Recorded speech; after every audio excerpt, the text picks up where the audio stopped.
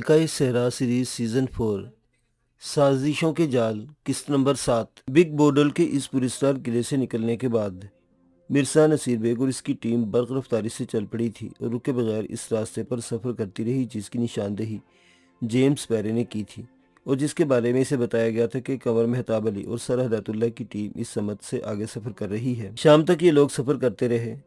تھکن کے بعد رات کو سفر کرنے کا کوئی جواز نہیں تھا، رات تو آرام کرنا ہی ہوتا تھا۔ شام کی قیام میں ضروری تیاریاں کی گئی اور اس کے بعد سب لوگ تھکے تھکے آرام کرنے لیٹ گئے۔ زاہد اور مرزا نصیر بیگ قریب قریب ہی لیٹے ہوئے تھے۔ ان کے جسموں میں سنسنی ہو رہی تھی۔ زاہد بہت کم گو تھا اور ضرورت کے وقت ہی بولتا تھا۔ ہاں، اگر مرزا نصیر بیگ اس سے کوئی گفتگو کرتا تو وہ اسے خاطر خواہ جواب ضرور دیتا تھا۔ اس وقت بھی یہ خاموشی طویل ترین ہو گئی۔ گھوڑوں کی سوموں کی سرسراہٹیں اور ان کی فرفراہٹ کے علاوہ اور کوئی آواز فضا میں نہیں گونج رہی تھی۔ سب بالکل بے جان پڑے ہوئے تھے۔ تب مرزا نصیر بیگ نے کہا، زاہد سو گئے؟ نہیں سر۔ بہت خاموش ہو سر، آپ کو گفتگو کیجیے، میں جواب دوں گا۔ زاہد تمہیں اپنا گھر یاد آتا ہے؟ مرزا نصیر بیگ نے پوچھا اور زاہد کافی دیر تک خاموش رہا۔ جب اس نے کوئی جواب نہیں دیا تو مرزا نصیر بیگ نے پھر پوچھا، تم نے جواب نہیں دیا زاہد؟ جی سر، یاد آتا ہے۔ کیا خیالات ہیں تمہارے؟ سر نیگیٹو نہیں ہے، میں پوری طرح سوچ سمجھ کر آپ کے ساتھ آیا ہوں اور اس میں بھی کوئی شک نہیں کہ زندگی کی طویل ترین ناکامیوں کے بعد مجھے روشنی کی ایک کرن نظر آئی ہے۔ میں تو اس کے لیے تیار بھی ہوں کہ اگر میری زندگی انہی صحراؤں میں ختم ہو جائے لیکن میرے اہل خاندان کو باقی زندگی سکون سے بسر کرنے کی مل جائے تو میں اسے کامیابی سمجھوں گا۔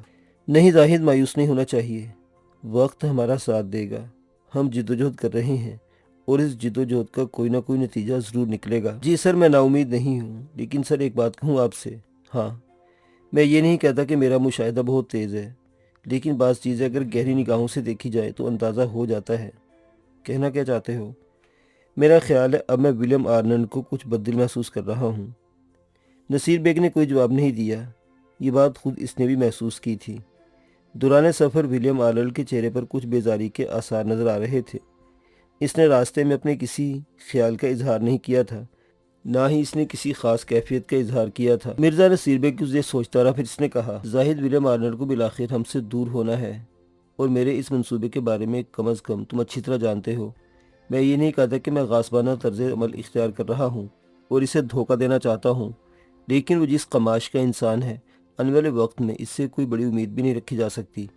یہ ہو سکتا ہے کسی موقع پر وہ دھوکہ دینے کی کوشش کرے، ہر چند کہ ہمارے اس طرز عمل سے جس میں ہم دونوں اس کی زندگی بچائی تھی وہ کافی متاثر ہو گیا ہے اور کچھ ایسی کیفیت میں نظر آتا ہے جس سے اب وہ دغا بازی نہیں کرے گا، لیکن یہ اس وقت تک کی بات ہے جب تک ہم خزانوں کے اس ذخیرے تک نہیں پہنچ جاتے۔ وہاں پہنچنے کے بعد کسی کی ذہنی کیفیت کیا ہوتی ہے اس کی مشاہدی وقت سے پہلے نہیں کی جا سکتی۔ جی سر، میں سمجھ رہا ہوں۔ تو ایسی صورت میں اگر وہ بدل ہوتا ہے تو زاہد ہمیں نہایت ہوشیاری سے کام لینا ہوگا۔ سر، میں آپ کی ہدایت چاہتا ہوں۔ دیکھو، انسانی خون بہانا بہر طور کوئی اچھا فعل نہیں، لیکن اپنی زندگی بچانا سب سے ضروری کام ہے۔ اگر اس کی بدلی طیش کی شکل میں ظاہر ہوتی ہے تو پھر ہمیں احتیاط سے اسے راستے سے ہٹانا ہوگا۔ اس سلسلے میں زاہد، تمہارا کردار مجھ سے زیادہ اہم رہے گا۔ میں سمجھا نہیں سر۔ ہوشیاری سے کام لینا۔ ایسی صورتحال پیدا ہو جائے تو میں تمہیں اجازت دے رہا ہوں، اس کے ساتھ تم مجھ سے بھی بغاوت کا اعلان کر دینا اور بے شک جتنے برے الفاظ مجھ سے مخاطب کر سکتے ہو کرنا۔ یہ صرف مصلحت ہوگی اور اس کے لیے جذباتی نہ ہونا۔ اس سے کم از کم ہم عارضی طور پر اس سے محفوظ رہ سکتے ہیں۔ تم اس کا ساتھ دینے کی شکل میں اس تک پہنچنا اور اس کے بعد میرے اشارے پر ان پر گولیاں برسا دینا۔ سمجھ رہے ہو نا میری بات؟ جی سر، زاہد نے عجیب سے لہجے میں کہا۔ یہ ایک مجبوری ہوگی۔ ہم اس وقت تک یہ قدم نہیں اٹھائیں گے جب تک کہ حالات ہمارے لیے بالکل ہی ناگزیر نہ ہو جائیں۔ یہ ہمارا انتہائی قدم ہوگا اس شکل میں جب ولیم آرنلڈ کی برگشتگی ہمارے لیے مصیبت بن جائے گی۔ ویسے بھی زاہد، میں اسے زندہ بھی رکھنا چاہتا ہوں اور راضی بھی، اور اس کی وجہ یہ ہے کہ صرف ہم دو افراد سب کچھ نہیں سنبھال سکتے۔ سر، ایک خیال میرے ذہن میں آیا ہے، اگر آپ اس سے اتفاق کریں تو کیا؟ ہم قمر مہتاب علی اور سر ہدایت اللہ گروپ کا پیچھا کر رہے ہیں، ہو سکتا ہے وہ گروپ بھی براہ راست کبھی ہمارے سامنے آ جائے۔ ایسی صورت میں سر، اگر ہم ان لوگوں سے تعاون کریں تو میرے خیال میں یہ اچھا عمل ہوگا۔ کیا مطلب؟ میں سمجھا نہیں۔ نصیر بیگ نے کہا، سر ایسا ہم ضرورت کے تحت کریں گے۔ دیکھیے، بہرحال یہ لوگ غیر ہیں، میری مراد ولیم آرنلڈ ہے، ہم ان پر بھروسہ نہیں کر سکتے، جبکہ ان میں ہمارے ہم وطن بھی شامل ہیں۔ ہم ان سے معاذرتیں کر کے اپنے خلوص کا یقین دلائیں گے، اس طرح ہمیں مضبوط سہارے حاصل ہو سکتے ہیں۔ لیکن میرا خیال ہے یہ اس وقت کیا جائے جب ولیم آرنلڈ ہم سے منحرف ہو جائے، اس سے پہلے یہ ممکن نہیں ہوگا۔ میں سمجھ رہا ہوں تمہارا مقصد، لیکن ایک بات بتا دوں، زاہد وہ کینہ پرور لوگ اب مجھ پر قطعی اعتبار نہیں کریں گے، چاہے میں ان کے سامنے کتنے خلوص کا اظہار کیوں نہ کروں، یہ واقعی ان سے مخلص کیوں نہ ہو جاؤں۔ سر، آپ کو یقین ہے؟ ہاں، بالکل اسی طرح جس طرح تم اس وقت میرے سامنے ہو۔ کیا وہ لوگ ہمیں ہلاک کر دیں گے؟ ممکن ہے ہلاک نہ کریں، لیکن ہمیں اپنے قریب پھٹکنے نہیں دیں گے، بلکہ ہم سے ہوشیار رہیں گے، نصیر بیگ نے کہا، اور زاہد سوچ میں ڈوب گیا۔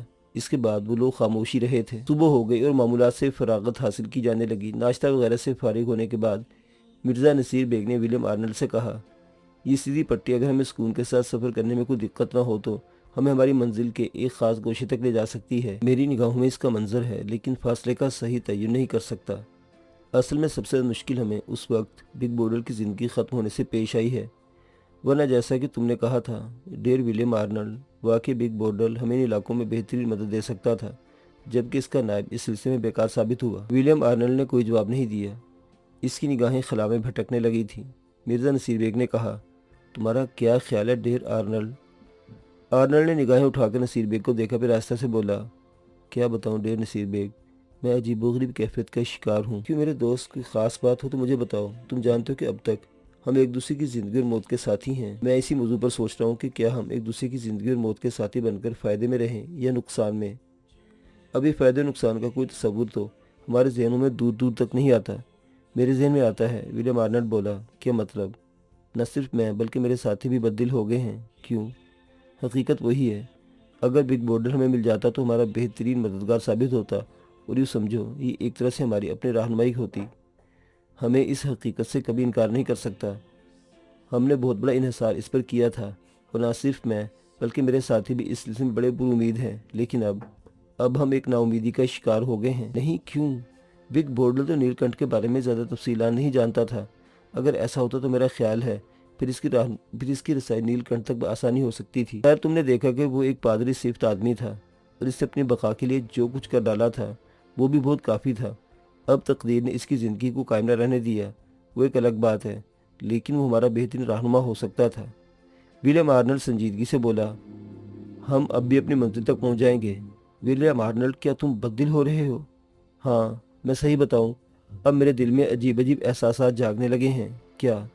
یہ کہ شاید میں نے زیادہ کمانے کی ہوس میں اپنی زندگی کو مصیبت میں ڈال دیا ہے۔ تم خود سوچو، ہمارے سامنے اگر کوئی منزل ہوتی، کوئی راستہ ہوتا تو ہم زیادہ اعتماد کے ساتھ اپنے کام کے ساتھ آگے بڑھ سکتے تھے۔ اب تو سب کچھ یوں ہی ہوا میں تیر مارنے کے مترادف ہے۔ ہم میں سے کون کہہ سکتا ہے کہ ہم اپنی کوشش میں کامیاب ہو جائیں گے؟ میں کہہ سکتا ہوں ولیم آرنلڈ؟ نہیں مرزا نصیر بیگ، یہ ہوا میں تیر چلانا ہے۔ تو پھر تم کہنا کیا چاہتے ہو؟ نہیں، ابھی میں کچھ نہیں کہنا چاہتا۔ اصل میں اپنے دوستوں کی اور اپنے ساتھیوں کی بددلی دیکھ کر مجھے بھی بددلی کا احساس ہونا شروع ہو گیا ہے۔ آخر یہ سلسلہ کب تک چلے گا؟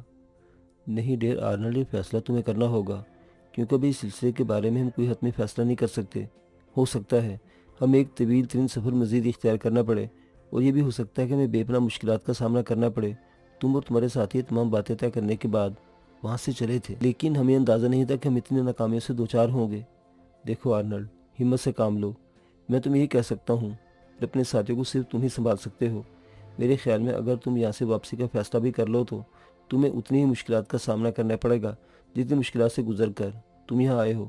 یا پھر میں یہ بھی کہہ سکتا ہوں کہ ہمارے سامنے ہماری منزل کا فاصلہ بھی اتنا ہی ہے جتنا ہم طے کر کے یہاں تک آ چکے ہیں۔ اگر اتنی مشکلات اٹھانے کے بعد تم خالی ہاتھ واپس اپنی آبادیوں میں پہنچو گے تو تمہیں شدت سے اس کا احساس رہے گا۔ میرے خیال میں اس کے بجائے اگر تھوڑی سی تکلیف اور اٹھا کر ہم منزل کی جانب ہی رخ کرتے ہیں اور وہاں اپنی کوشش میں کامیاب ہو جاتے ہیں تو تمہیں قطعی احساس نہیں رہے گا کہ تمہیں کوئی نقصان پہنچا ہے۔ ولیم آرنلڈ سر جھکا کر کچھ سوچنے لگا، پھر اس نے ایک ٹھنڈی سانس لے کر کہا، نہیں میری جان، ہم کامیاب لوٹیں گے۔ تمہارے ساتھ اتنا کچھ ہوگا کہ اس کے بعد ہماری زندگی ہماری نگاہوں میں بے حد حسین ہو جائے گی۔ تم انگلینڈ میں ایک منفرد انسان کہلاؤ گے، لیکن ہوشیاری کے ساتھ کبھی یہ ظاہر نہ کرنا کہ تم سیر اعظم سے ایک عظیم خزانہ سمیٹ لائے ہو، ورنہ دشمنوں کی تعداد بڑھا لو گے۔ یقین کرو ولیم، میری نگاہوں میں وہ لمحات گھوم رہے ہیں جب ہم ایک اعلیٰ زندگی گزاریں گے۔ میں بھی ممکن ہے لندن ہی میں منتقل ہو جاؤں، اور اپنے اہل خاندان کے ساتھ رہوں، اور اس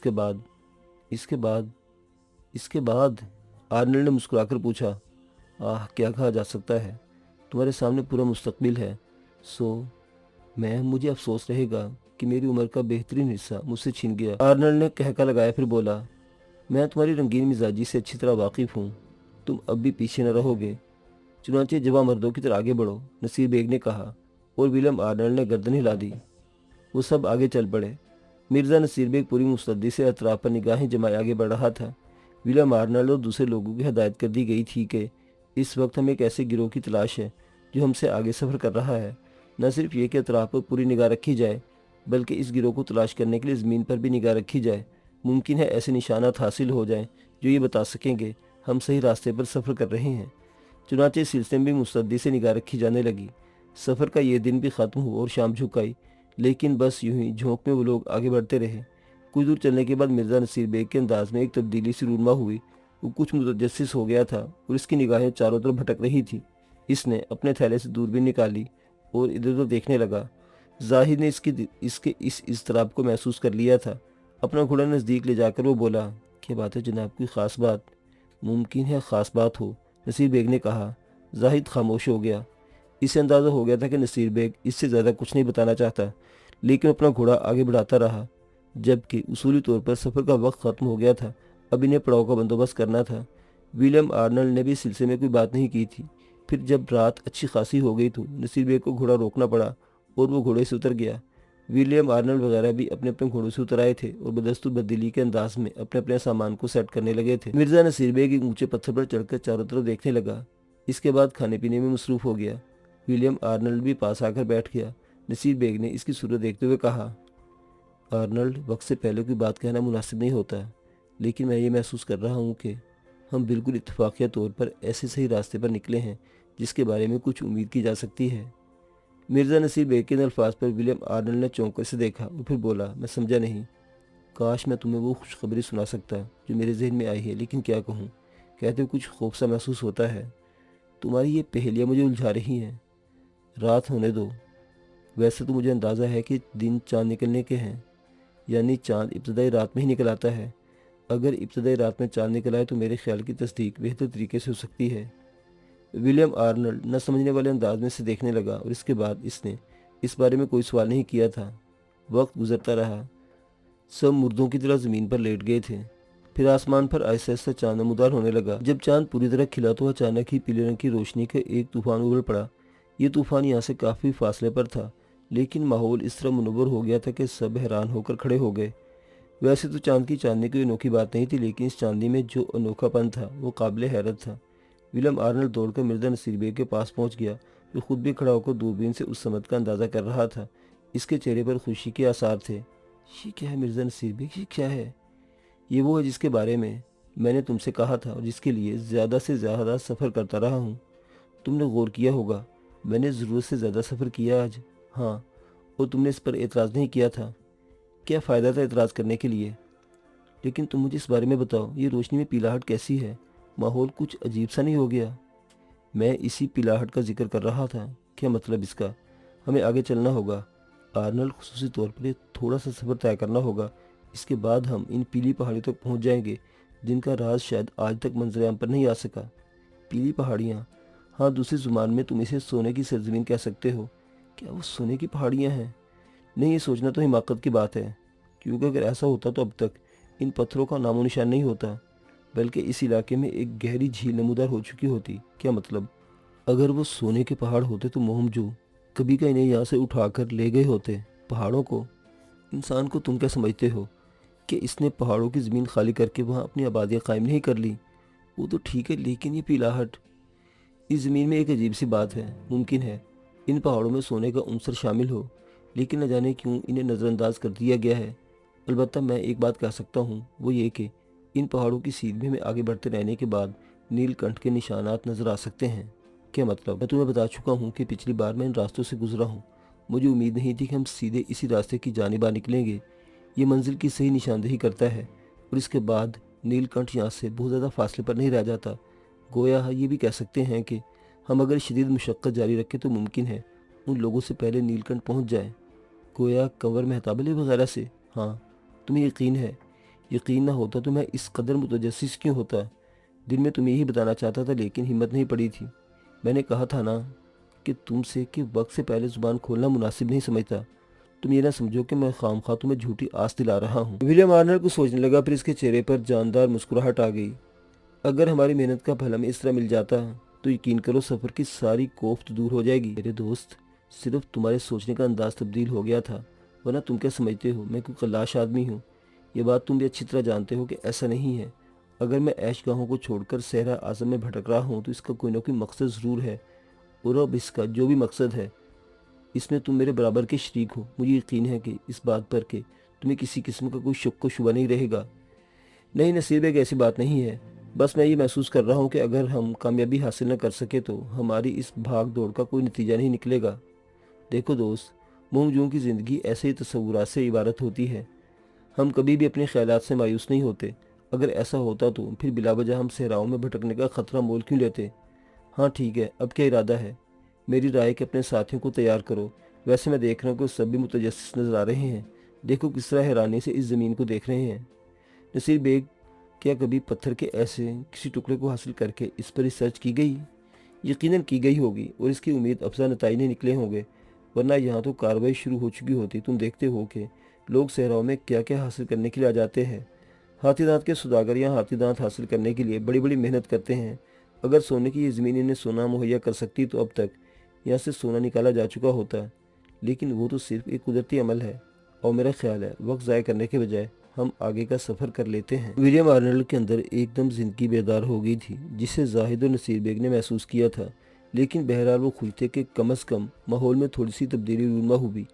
پیلی پہاڑی کی یہ سرزمین لوگوں کے لیے واقعی دلکشی کی حامل ہوتی ہے، خصوصاً اجنبی سیاح تو یہ سمجھتے ہوں گے کہ وہ سونے کے ذخائر کے نزدیک پہنچ گئے، گھوڑے تیار ہو گئے اور تمام لوگ ان پر سامان بار کر کے ان پیلی پہاڑیوں کی جانب چل پڑے۔